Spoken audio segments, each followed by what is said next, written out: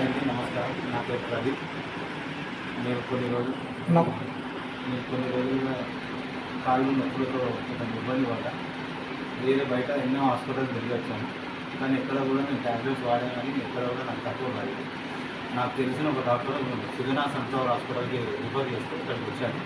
ఇక్కడికి వచ్చినాక నా స్కాన్ రిపోర్ట్స్ అన్ని డాక్టర్స్ చూసి నాకు ఏం చెప్పారంటే, మీకు ఏం ప్రాబ్లం లేదు, చిన్న స్పైన్ సర్జరీ అవసరం ఉంది, అది చేస్తే మీకు సెట్ అయిపోతుంది, లేకుంటే చాలా ఇబ్బంది పడాల్సి వస్తుంది.